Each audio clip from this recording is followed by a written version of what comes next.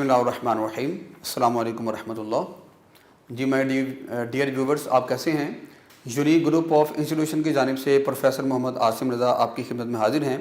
आज इंशाल्लाह हम डिस्कस करेंगे आईकॉम पार्ट 1 का टेस्ट। जैसे कि आप जानते होंगे, कोरोना वायरस की वजह से जो हमारे मुल्क में आजकल हालात चल रहे हैं, आपके एग्ज़ाम्स लेट कर दिए गए हैं। तो यूनिक ग्रुप ऑफ इंस्टीट्यूशन ने आप लोगों की आसानी के लिए एक स्पेशल टेस्ट अनाउंस किया है जिसका नाम है जिसका कोड है RT1109। तो आज इंशाल्लाह हम उसका आगाज़ करेंगे और आज हम डिस्कस करेंगे अपना अकाउंटिंग का टेस्ट नंबर 1। जिस दिन आपका अकाउंटिंग का टेस्ट हुआ करेगा उसी दिन या वेरी नेक्स्ट डे इंशाल्लाह आपको हमारा अकाउंटिंग का वीडियो लेक्चर मिल जाया करेगा। तो शुरू करते हैं। क्वेश्चन नंबर 1 है MCQs का। Tick the correct answer. The amount invested by the owner in the business to produce revenue is known as। Option number A income, जो कि नहीं है, गलत है। ऑप्शन नंबर बी एसेट्स, गलत है। Option number C capital and option number D liability. तो मेरे जो इसका आंसर है वो है कैपिटल। मैंने यहाँ पर लिख दिया है कि वो पैसा जिससे बिजनेस का मालिक अपना कारोबार शुरू करता है उसको हम क्या बोलते हैं? कैपिटल बोला करते हैं। उसके बाद देखिएगा, क्वेश्चन नंबर 2 है MCQ number. Wages paid for the construction of building is an example of. Number 1 revenue expenditure, नहीं हो सकता है option. Number 2 capital expenditure. Number 3 recurring expenditure, ये भी नहीं है। और चौथा है नन ऑफ दीज, इनमें से कोई नहीं। तो इसका जो असल आंसर है वो है कैपिटल एक्सपेंडिचर। जैसे कि आपको बताया गया था कि जब तक बिल्डिंग मुकम्मल नहीं हो जाएगी उस पर होने वाला तमाम का तमाम खर्चा कैपिटल एक्सपेंडिचर होगा। नंबर 3 है MCQ। It is the price of good sold और services provided by a business to its customers. Option number a assets, नहीं हो सकता। कॉस्ट, नहीं, गलत है। कैपिटल, ये भी नहीं हो सकता। और डी ऑप्शन है रेवेन्यू, जो कि हमारा असल आंसर है। चीजों को सेल करने के बाद हमें पैसा मिलता है, वो हमारा रेवेन्यू बन जाया करता है। चौथा MCQ है capitalised expenditures are shown in. Number A trading account, नहीं हो सकता। प्रॉफिट एंड लॉस अकाउंट, नहीं हो सकता। इनकम स्टेटमेंट, ये भी नहीं है। और चौथा आंसर है बैलेंस शीट, ये हमारा आंसर है कि जितने भी कैपिटलाइज्ड एक्सपेंडिचर हुआ करते हैं वो तमाम के तमाम बैलेंस शीट में शो हुआ करते हैं। MCQ number 5 capital profit should be transferred to. Number 1 trading account, नहीं। इनकम स्टेटमेंट, ये भी ऑप्शन ठीक नहीं है। Balance sheet, profit and loss account, profit and loss भी हमारी स्टेटमेंट ठीक नहीं है। तो इसका असल आंसर क्या है? सी ऑप्शन है, जो कि है बैलेंस शीट। जैसे कि अभी आपको बताया गया कि जितने भी कैपिटल प्रॉफिट्स होंगे या कैपिटलाइज्ड आइटम्स होंगे वो तमाम के तमाम बैलेंस शीट में शो होंगे। MCQ नंबर लास्ट है ₹1000 paid as wages for erection of a machine should be debited to. Number A cash account, नहीं हो सकता। वेजेस अकाउंट, ये भी नहीं है। मशीनरी अकाउंट, ये हमारा असल आंसर है, तो यहां पर लिख दिया गया है। MCQ पोर्शन हमारा कंप्लीट है। अब इंशाल्लाह हम बात करने जा रहे हैं अपने क्वेश्चन नंबर 2 की, जो कि हैं शॉर्ट क्वेश्चन। तो स्टार्ट करते हैं बेटा। पहला है what do you mean by capital expenditures. Capital expenditures क्या होते हैं? तो मैंने लिखा हुआ है ऐसे तमाम एक्सपेंडिचर्स जो हमें 1 साल से ज्यादा बेनिफिट प्रोवाइड करते हैं। An expenditure which results in the acquisition of permanent assets. Acquisition का मतलब होता है खरीदना, परमानेंट का मतलब होता है फिक्स एसेट्स को खरीदने पर जितना भी हमारा पैसा लगता है वो तमाम का तमाम क्या बन जाता है? Capital expenditure. In the business for the purpose of earning revenue, मुनाफा कमाने के लिए हम जो एक ही मरतबा बहुत बड़ा खर्चा कर लेते हैं वो हमारा क्या बन जाता है? Capital expenditures. इसकी एग्जाम्पल आप जरूर दें, बुक में काफ़ी सारे एग्जाम्पल हैं। परचेज ऑफ फर्नीचर हो सकता है, purchase of tangible fixed assets आ सकते हैं, इनटेंजिबल फिक्स्ड एसेट्स इसमें आ सकते हैं। उसके बाद क्वेश्चन नंबर 2 है, शॉर्ट क्वेश्चन नंबर 2 है डिस्क्राइब द रेवेन्यू एक्सपेंडिचर। तो बेटे ऐसे तमाम एक्सपेंडिचर्स जो हमें एक साल से कम अरसा फायदा पहुंचाते हैं उनको हम क्या बोलते हैं? Revenue expenditure. डेफिनेशन लिख दी गई है, all those expenditures which are incurred day to day conduct, जो कि रोजाना हमारे कारोबार के खर्चे में इस्तेमाल होते हैं, जो कि रोजाना होते हैं हमारे खर्चे, and administration of business and the effect of which is not completely exhausted with in the current accounting year. यानी कि ये वो खर्चे हैं जो पूरा साल चलते ही रहते हैं। बाइक में पेट्रोल डलवाया, रोजाना पेट्रोल डलवाना है, रेवेन्यू एक्सपेंडिचर है। आपने अपने एम्प्लॉयज़ को सैलरीज पे करनी है, ये भी रेवेन्यू एक्सपेंडिचर है। आप जिस बिल्डिंग में रहते हैं उस बिल्डिंग का रेंट पे करना है, बार बार पे करना है, पूरा साल पे करना है, तो ये रेवेन्यू एक्सपेंडिचर की चंद एक एग्जाम्पल है। एग्जाम्पल आपने लगानी जरूर है, बुक से देख लीजिएगा। उसके बाद है question number 3, deferred revenue expenditures क्या होते हैं? तो बेटे डेफर्ड का मतलब होता है फ्यूचर, बेसिकली होते ये भी रेवेन्यू एक्सपेंडिचर ही हैं, ये भी रेवेन्यू एक्सपेंडिचर ही होते हैं, लेकिन ये वो एक्सपेंडिचर होते हैं जो हमें कई आने वाले सालों तक फायदा पहुंचा सकते हैं। तो उसकी डेफिनेशन देखिएगा, revenue expenditures the benefit of which is not confined to one accounting year और years are known as deferred revenue expenditure. इसकी भी एग्जांपल आप बुक से जरूर दीजिएगा। इसकी पहली एग्जांपल हो सकती है प्री इलिमिनरी एक्सपेंसेस, ठीक है। फिर हैवी एडवर्टीजमेंट एक्सपेंडिचर्स हो सकते हैं, या आपने कोई बिजनेस स्टार्ट किया, कोई नया प्रोडक्ट लॉन्च किया, उस पर आपने हैवी जो है एक्सपेंडिचर्स कर दिए, तो ये भी इसमें आ सकते हैं।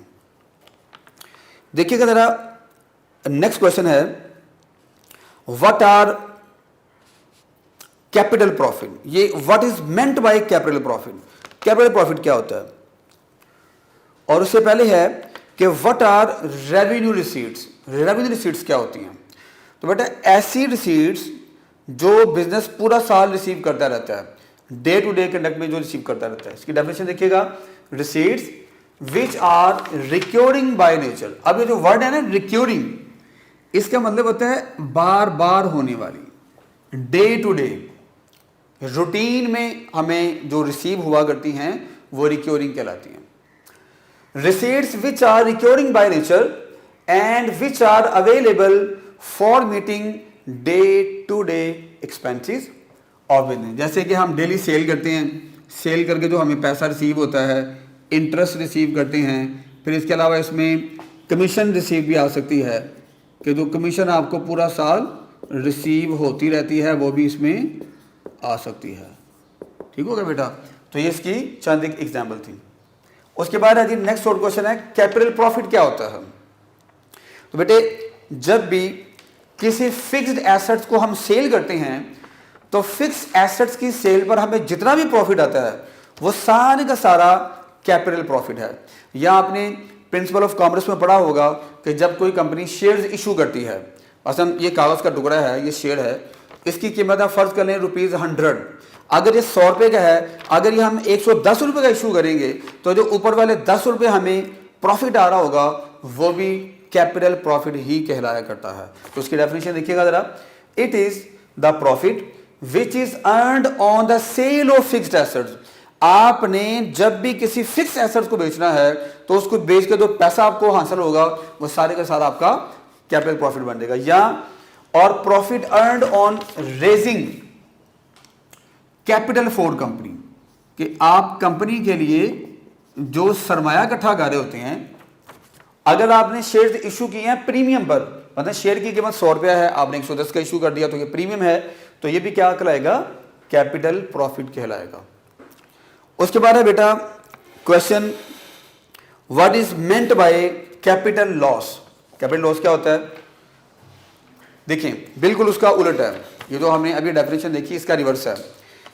आपने कोई भी फिक्स्ड एसेट सेल करना है, फिक्स एसेट्स की सेल पर अगर नुकसान होता है तो नुकसान क्या बन जाएगा?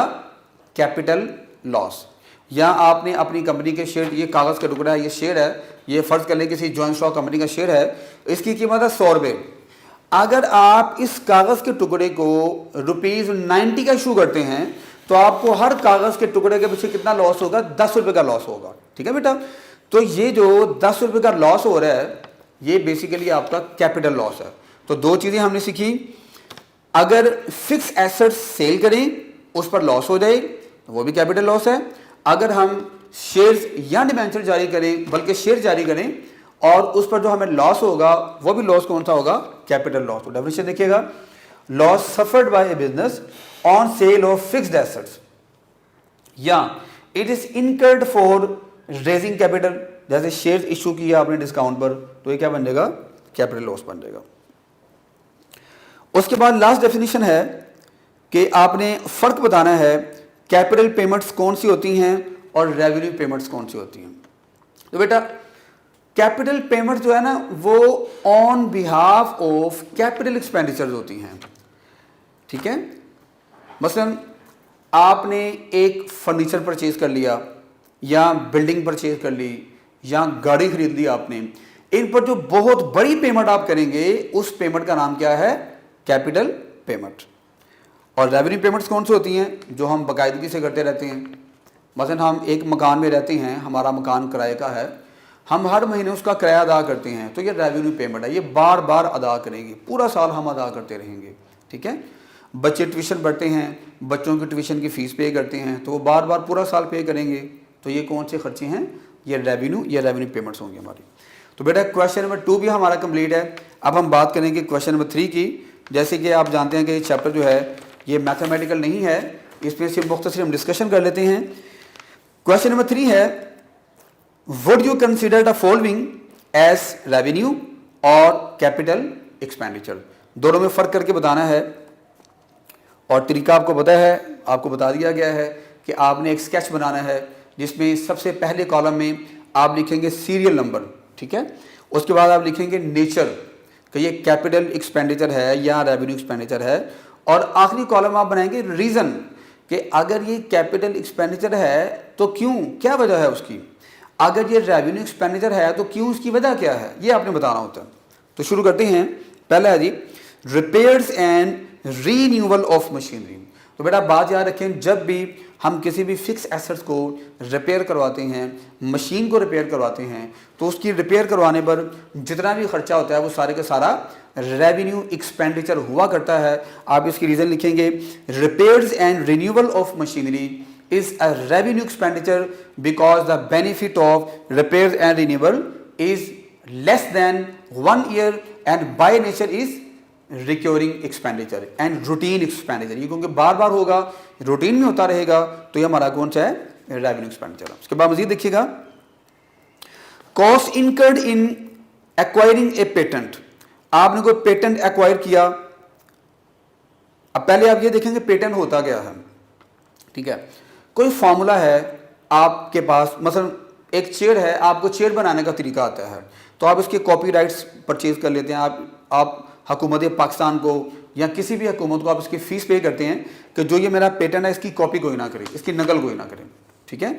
तो आपने कोई पेटेंट एक्वायर किया है, उसकी फ़ीस पे करते हैं आप, तो ये कैपिटल एक्सपेंडिचर है, क्योंकि पेटेंट की जो फीस है वो 1 साल के लिए होती है। लेकिन अगर आप 1 साल से ज़्यादा के लिए एक्वायर करेंगे तो फिर ये इसकी नेचर चेंज हो जाएगी। तो आप लिखेंगे it is capital expenditure because the benefit of it is more than 1 accounting year and by nature is non-recurring expenditure, ये कभी कभार होने वाला खर्चा। उसके बाद है cost constructing an extra door in the building।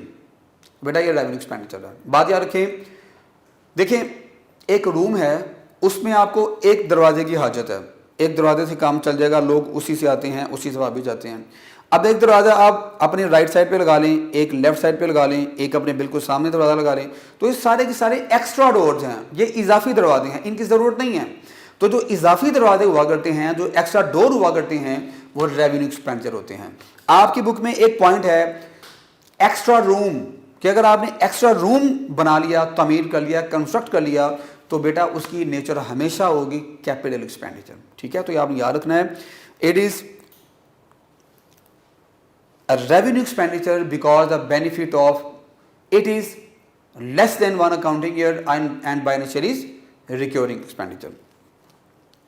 उसके बाद देखिएगा compensation paid to workers in termination of their services।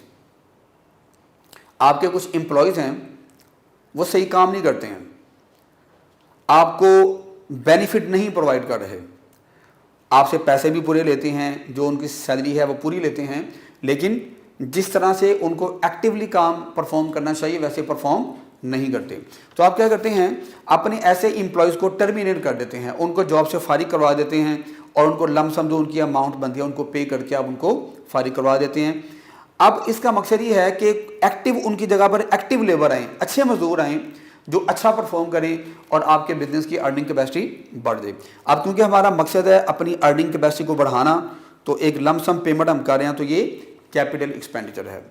उसके बाद लास्ट पॉइंट है cost incurred by A firm on advertising a new product. एक नया प्रोडक्ट है, मार्केट में लॉन्च करना है आपने, आप उसकी बहुत ज़्यादा मशहूरी करेंगे, उसकी एडवर्टीजमेंट करेंगे। मकसद क्या होगा, कैपिटल रेज करना, प्रॉफिट अर्निंग कैपेसिटी बढ़ाना, आपका प्रॉफिट मार्केट में ज़्यादा हो जाए, मार्केट शेयर आपका ज़्यादा हो जाए उस प्रोडक्ट का। तो इसलिए आप जितना पैसा लगाएंगे वो सारे का सारा आपका कैपिटल एक्सपेंडिचर होगा। तो बेटा इसके साथ ही हमारा आज का लेक्चर मुकम्मल होता है। मैं अल्लाह ताला से दुआ करता हूँ कि अल्लाह ताला इस कोरोना वायरस की जो एपिडेमिक है, जो वबा है, जो पूरी दुनिया में फैली हुई है, अल्लाह ताला इस वबा से ना सिर्फ हमारे मुल्क पाकिस्तान को बल्कि पूरे आलमी इस्लाम को महफूज रखे, और जो इस बीमारी का शिकार हो चुके हैं अल्लाह ताला उनको शिफाए कामिला आजिला नाफिया अता फरमाए। अस्सलामु अलैकुम व रहमतुल्लाहि व बरकातुहू।